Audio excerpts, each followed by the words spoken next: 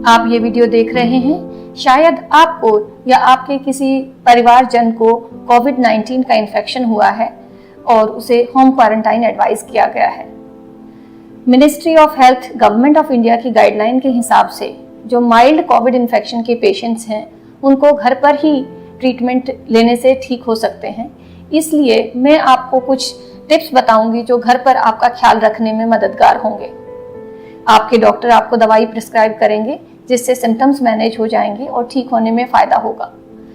हम इस समय कुछ और एस्पेक्ट्स पे बात करेंगे जिससे आपकी रिकवरी अच्छी और स्पीडी हो सकती है। होम क्वारंटाइन में अपना ख्याल रखते हुए कुछ बातों का ख्याल रखें। सबसे महत्वपूर्ण है कि एक डेली रूटीन अपना बनाए रखें। समय पे उठें, स्नान करें, थोड़ा घूमें फिरें और समय पर खाना खाएं। एक रूटीन बने रहने से उदासीनता नहीं होगी और इससे आपका शरीर और आपका मन दोनों ही फ्रेश महसूस करेगा। दूसरा इंपॉर्टेंट बात है, खाने का ध्यान रखिएगा। एक बैलेंस डाइट रिकवरी के लिए बहुत ज़रूरी है। कुछ चीज़ों का ध्यान रखें कि खाना संतुलित होना चाहिए, इजी टू डाइजेस्ट होना चाहिए।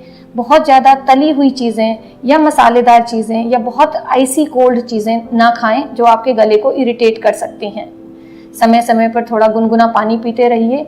चाय, सूप, दूध, गर्म दूध, हल्दी, तुलसी, इस तरह की चीज़ों का सेवन करने से आपको अच्छा भी लगेगा और आपकी रिकवरी भी जल्दी होगी। जब आप आराम कर रहे हों तो एक बात का खास ख्याल रखें कि आप बहुत देर तक अपने कमर के बल पर ना सोए रहें। हम जानते हैं हमारे फेफड़ों का जो मैक्सिमम हिस्सा है वो हमारी कमर की तरफ होता है, तो शरीर में औंधा लेटना या टमी पर लेटने की वजह से आपके लंग्स ज़्यादा एक्सपेंड होंगे।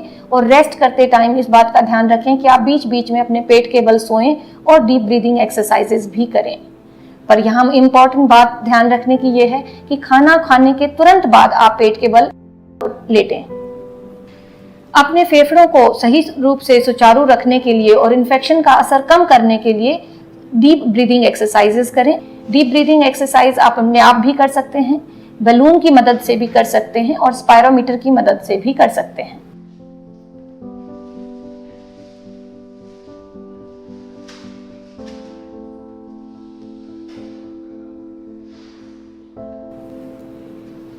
बीमारी की वजह से गले में हो सकता है थोड़ी सी खराश महसूस हो या दर्द महसूस हो, उससे राहत पाने के लिए और वायरस का लोड कम करने के लिए नमकीन पानी के गरारे दिन में 3 बार खाना खाने के बाद करें या बीटाडीन के गरारे करें। बीटाडीन एक तरह से एंटीबैक्टीरियल भी है और एंटीवायरल भी है। इससे गले में वायरल लोड कम होता है। और बीटाडीन गार्गल्स प्रिपेयर करने के लिए 1 पोर्शन बीटाडीन और 3 पोर्शन पानी को मिलाकर 1 मिनट तक गार्गल्स करें। इससे आपके गले को बहुत सुकून महसूस होगा।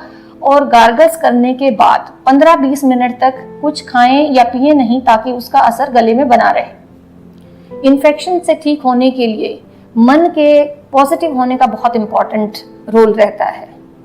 घर पर रहते हुए आप ज़्यादा नेगेटिव खबरें ना सुने, ना ही कोविड-19 के बारे में हो रही डेथ्स या उससे रिलेटेड बुरी खबरों के बारे में पढ़ें। बेहतर रहेगा आप अच्छी किताबें पढ़ें, छोटे छोटे गेम्स खेल सकते हैं, पहेलियाँ बुझा सकते हैं या आप कोई कार्ड गेम खेल सकते हैं घर पे बैठे हुए। अपने परिवारजनों से फ़ोन या वीडियो चैट के द्वारा कनेक्ट होइए, इससे आपकी रिकवरी में बहुत फ़ायदा होगा। आपने सुना है, मन के हारे हार है, मन के जीते जीत है। घर पर अपनी सेहत को मॉनिटर करने के लिए आपको कुछ इक्विपमेंट्स की ज़रूरत होगी। अगर बेहतर है आपके पास एक ये छोटा इसको पल्स ऑक्सीमीटर बोलते हैं, ये आपके शरीर में ऑक्सीजन की मात्रा और पल्स रेट चेक करने के काम आता है। ये थर्मामीटर है, नॉर्मल ये इंफ्रारेड थर्मामीटर है, बट कन्वेंशनल थर्मामीटर भी अगर आपके पास है तो सही है। और ब्लड प्रेशर नापने की मशीन अगर है तो अच्छा है, नहीं तो कोई बात नहीं। आपको दिन में कम से कम 2 या 3 बार अपना तापमान, अपना ऑक्सीजन और अगर ब्लड प्रेशर की मशीन है तो ब्लड प्रेशर चेक करना है और उसका एक रिकॉर्ड मेंटेन करना है, ताकि आप डॉक्टर को या नर्स को जो आपकी सेहत को मॉनिटर कर रहे हैं घर पे, उनके लिए आसान हो आपकी सेहत के बारे में जानकारी लेना और आपके लिए सही दवा देना। पल्स ऑक्सीमीटर इस तरह का होता है। इसको कुछ बातों का ध्यान रखें कि तो एक अप्रोप्रिएट फिंगर जिसका नेल सही है, जिस पे नेल पेंट नहीं लगा हुआ है, आप उसको इसमें डालेंगे और नॉर्मली ऐसे ऑन कर देंगे। इसको थोड़ा सा समय दें ताकि वो स्टेबलाइज हो सके, और जब अच्छे से वेव फॉर्म आने लगे उस टाइम की रीडिंग को लीजिए, ना कि शुरुआत की रीडिंग को। तो नॉर्मली हमारी ऑक्सीजन रहती है 95 से 100% तक। अगर ऑक्सीजन सैचुरेशन 95 के कम है, सांस लेने में तकलीफ हो रही है, तो ये इंडिकेशन है कि आपको डॉक्टरी सलाह लेनी चाहिए, आपको अपने डॉक्टर से कनेक्ट होना चाहिए या हॉस्पिटल जाना चाहिए। एक और भी बेहतर तरीका है इसको और अच्छे से जांचने के लिए कि आप ऑक्सीजन सैचुरेशन 5 या 6 मिनट की वॉक के बाद चेक करें। इससे आपके शरीर में अगर थोड़े से भी बीमारी के लक्षण बढ़ रहे हैं तो उसका समय रहते पता चल जाएगा। इसको हम कहते हैं 5 और 6 मिनट्स वॉक के बाद ऑक्सीजन सैचुरेशन चेक करना, जो कि रेस्टिंग ऑक्सीजन सैचुरेशन से बेहतर रहती है। घर में आपका जब ख्याल हो रहा है, कुछ बातों का ध्यान रखें जिनको हम वार्निंग साइंस कहते हैं। जैसे अगर आपका टेम्परेचर 101 के ऊपर लगातार 3 दिन से चल रहा है और पैरासीटामोल आदि लेने से कम नहीं हो रहा है। सिस्टोलिक ब्लड प्रेशर का 80 मिलीमीटर ऑफ मर्करी से कम होना। अगर आपका रेस्पिरेटरी रेट 25 के ऊपर है, अगर आपकी पल्स ऑक्सीमीट्री में ऑक्सीजन सैचुरेशन 95 के नीचे है, पेट में बहुत तेज दर्द हो रहा है, बलगम में खून आ रहा है, कंफ्यूजन हो रहा है, या ठीक से खा नहीं पा रहे हैं, या कोई भी ऐसी नई चीज जो आपको परेशान कर रही है, आप डॉक्टर से फिजिकली जाके या वीडियो कंसल्टेशन के सहारे सलाह जरूर ले लीजिए। होम क्वारंटाइन करते समय क्या आप ना करें? पहली बात तो ये है कि आप अपना घर या कमरा ना छोड़ें अनटिल अनलेस ये मेडिकल रीजन से जरूरी ना हो। स्पिट ना करें, मास्क पहने रखें अगर आप बाहर जा रहे हैं या आपके कमरे में कोई आ रहा है, तो इससे दूसरे को इन्फेक्शन होने का खतरा बिल्कुल मिनिमल हो जाएगा।